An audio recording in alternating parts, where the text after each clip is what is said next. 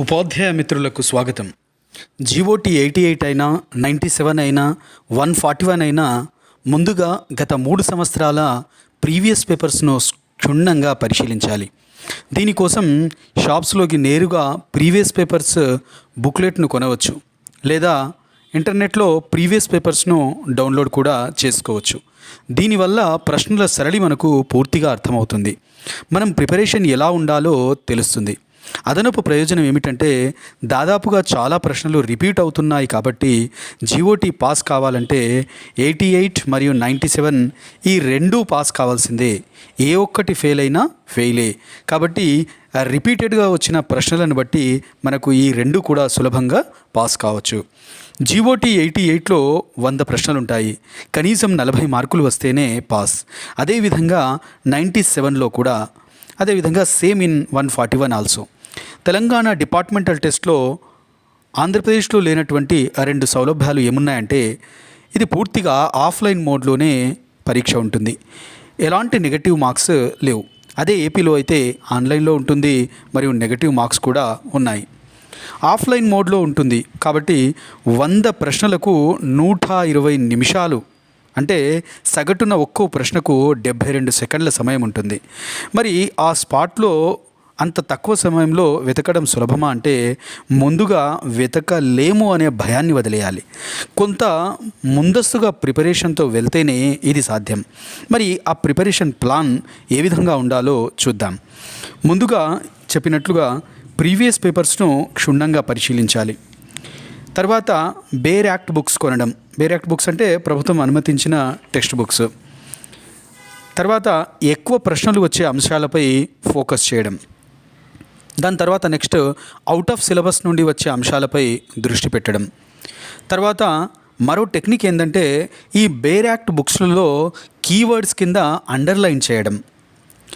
Next ఈ బుక్స్లో మన టెక్నిక్ పరంగా, మన ఆలోచన పరంగా మనకి ఎలా అర్థమవుతుందంటే అలా ఫస్ట్ పేజ్లో మనం ఓన్గా ఇండెక్స్ రాసుకోవడం.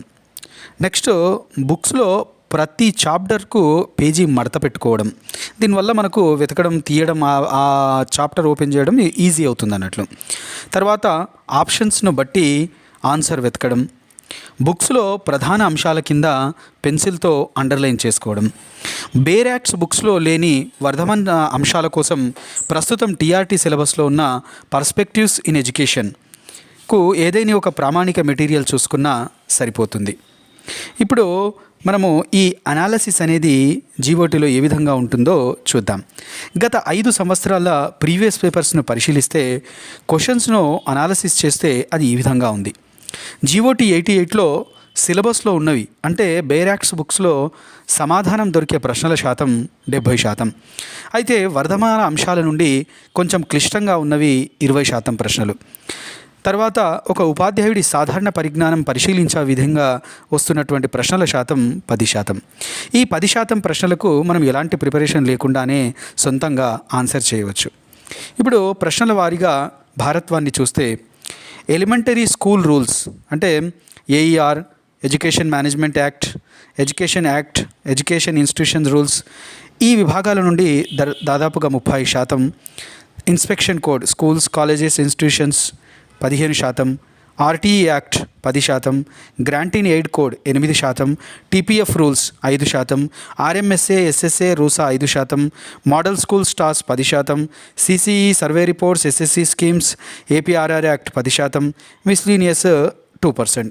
ఈ విధంగా ఈ యొక్క ప్రశ్నల అనాలిసిస్ ఉంది. ఇప్పుడు ఈ జీఓటీ 88లోని కొన్ని ప్రశ్నలను తీసుకొని వాటిని మన పుస్తకాల్లో ఎలా వెతకాలో చూద్దాం. ఇది TSPSC departmental test November 2019 14th December GOT 88లో వచ్చిన ప్రశ్న. Under which rule the register time table and returns are indicated as per Education Rules 1996. Option 1 rule number 125, option 2 rule number 122, option 3 rule number 124, option 4 rule number 123. ఈ ప్రశ్న చూడగానే మనకి ఏ పుస్తకం అనేది ఈజీగా అర్థమవుతుంది. ఆ పుస్తకము ఇది, ఎడ్యుకేషనల్ సర్వీస్ రూల్స్ 1966. చాలామంది ఏం చేస్తారంటే ఆ పుస్తకంలో ఇండెక్స్ రూల్ 1 నుండి ఈ రిజిస్టర్, టైం టేబుల్, రిటర్న్ ఏ రూల్ కింద ఉందో చూస్తూ వెళ్తారు. ఇదే పొరపాటు. ముఖ్యంగా ఇక్కడ కింద ఆప్షన్స్ను చూడాలి. ఆప్షన్స్లో 122 నుండి 125 వరకు ఉన్నాయి ఆప్షన్స్. కాబట్టి మనము ప్రతి రూల్ను వరుసగా ఒకటి నుంచి చూడాల్సిన అవసరం లేదు. నేరుగా 122 రూల్ దగ్గరికి వెళ్ళిపోవాలి. ఇప్పుడు 123 దగ్గరనే మనకు ఆన్సర్ దొరికిపోయింది. Right answer is rule 123. దీనివల్ల ఎంత టైం సేవ్ అవుతుంది అనేది అర్థం చేసుకోవచ్చు. అందుకే కొన్ని ప్రశ్నలకు ఆప్షన్స్ నుండి ఆన్సర్స్కు వెళ్ళాలి అనుకునేది. ఇప్పుడు మరో ప్రశ్న చూద్దాం. Question number 12.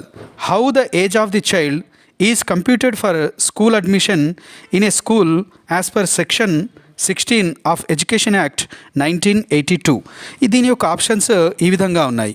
Option number 1, age computed in year completed by the child on or before first day of academic year.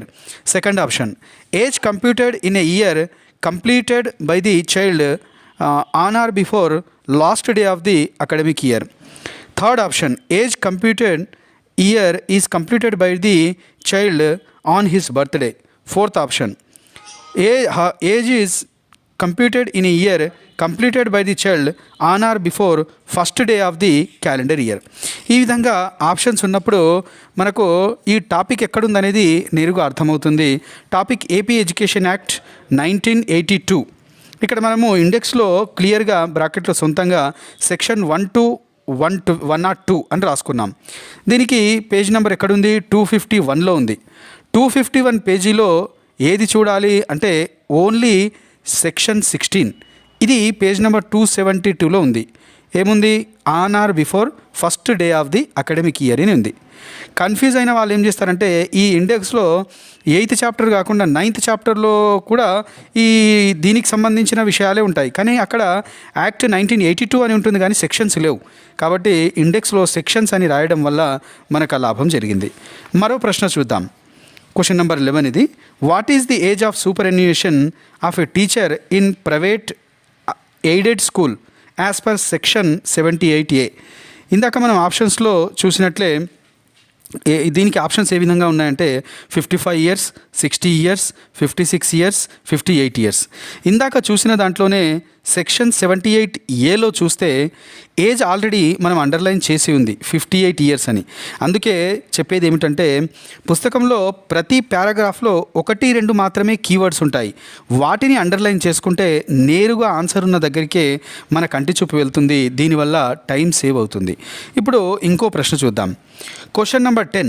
Under which rule the authority to initiate action for violating the provisions of the act and the rules are indicated as per education institutions.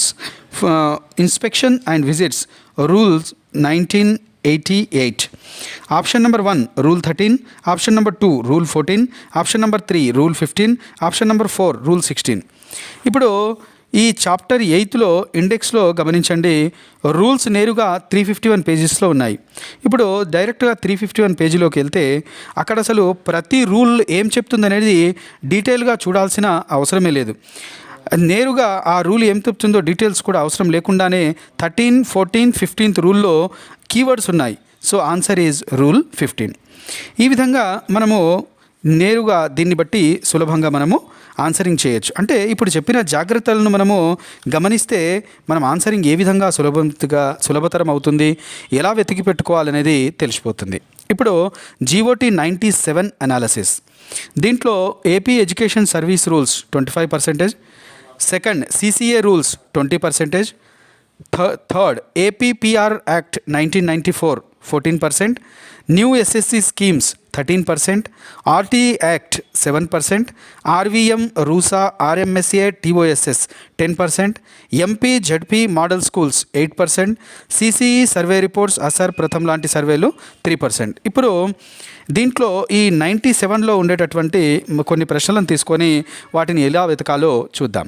దీంట్లో ఒక ప్రశ్న, who constitute the finance commission as per section number 235 of Panchayat Raj act 1994? Options: honourable minister for finance, option 2 the secretary to the government for finance department, option 3 chief secretary to the government, option 4 the government of the state with the recommendation of state government. ఈ ప్రశ్నకు జవాబు వెతకాలంటే ఇదిగో ఇలా ఒక్కో page ఇండెక్స్లో చూసుకుంటూ వెళ్ళాలి. ఉన్న సమయం కాస్త దీనికి వెళ్తుంది. ఇలా కాకుండా ఇంకా నేను టైం వేస్ట్ అని ఇంకా చాలా పేజీలు చూపించడం లేదు, కానీ అలా ఒక్కో పేజీ చూసుకుంటూ అయితే చాలా సమయం వృధా అవుతుంది. అదే ఇలా ఓన్ ఇండెక్స్ రాసుకుంటే నేరుగా ఆన్సర్ చేయొచ్చు. Serial number 14 finance commission page number 124 అని ఉంది మనం రాసుకున్న ఇండెక్స్లో. ఇదిగో ఆన్సర్స్ను వెతికి పెట్టడం ఇంత ఈజీ. సో ఇలా ప్రతి పుస్తకానికి మీకు అర్థమయ్యే విధంగా ఓన్ ఇండెక్స్ రాసుకోవాలి. దీనికి చాలా ప్రాధాన్యత ఉంటుంది. మరికొన్ని ప్రశ్నలు చూద్దాం. ఈ ప్రశ్నలను వితౌట్ ప్రిపరేషన్ కూడా ఆన్సరింగ్ చేయొచ్చు అన్నాం కదా. అలాంటి ప్రశ్నలు ఏ విధంగా ఉంటాయంటే, ఒక ప్రశ్న పెటర్నిటీ లీవ్స్ ఎన్ని రోజులు? దీనికి మనం పెద్ద ప్రిపరేషన్ అవసరం లేదు, మనకు అనుభవంలో ఉన్న విషయమే. తర్వాత what is the authentic certificate record of date of birth? Date of బర్త్కు అథెంటిక్ దీన్ని తీసుకుంటాం మనం, ఎస్ఎస్సి మెమో. తర్వాత ఎస్సీఆర్టీ సెంటర్ ఫర్ అని ఒక ప్రశ్న ఉంది. ఈ ఎస్సీఆర్టీకి సంబంధించిన ప్రశ్నలు కానీ ఆర్ఎంఎస్ఏ, రూసా, మధ్యాహ్న భోజనము, మోడల్ స్కూల్స్, తర్వాత toss, open inter, open 10th ఇట్లాంటి ప్రశ్నలు అన్నిటికీ నేను ముందుగా చెప్పినట్లు టీఆర్టీ సిలబస్లోని పర్స్పెక్టివ్స్ ఇన్ ఎడ్యుకేషన్ అనే పుస్తకము 100% కరెక్ట్గా సరిపోతుంది. ఇందులో ఇట్లాంటి అనేక టాపిక్స్ ఉన్నాయి. ఇవి మార్కెట్లో కూడా ప్రస్తుతం విరివిగా లభిస్తున్నాయి. నేను ఈ వీడియోలో మీకు ప్రశ్నపత్రాలను అనాలిసిస్ చేసి ఫోకస్ చేయాల్సిన అంశాలు మరియు ఆన్సర్స్ వెతికి పెట్టుకునే టెక్నిక్స్ చెప్పడం జరిగింది. అంతేగాని నేను ప్రతి పేపర్ను, సిలబస్ను ఇక్కడ డీటెయిల్గా చెప్పడం లేదు. అసలు సిలబస్ను క్షుణ్ణంగా ఎక్స్ప్లెయిన్ చేయాల్సిన అవసరం లేదనేది నా భావన. ఎందుకంటే మనం ఆల్రెడీ పుస్తకాలు తీసుకువెళ్తాం కాబట్టి ఆ పుస్తకాల్లో ఆ జవాబును ఎలా వెతకాలి, దానికి ముందస్తుగా మనం ఏం సన్నద్ధత చేసుకోవాలనేదే ఇంపార్టెంట్. కాబట్టి దానిపైనే ఫోకస్ చేయడం జరిగింది. సో పైన చెప్పిన సంసిద్ధతతో మీరు వెళ్తే విజయం మీ వెంటే. All the best.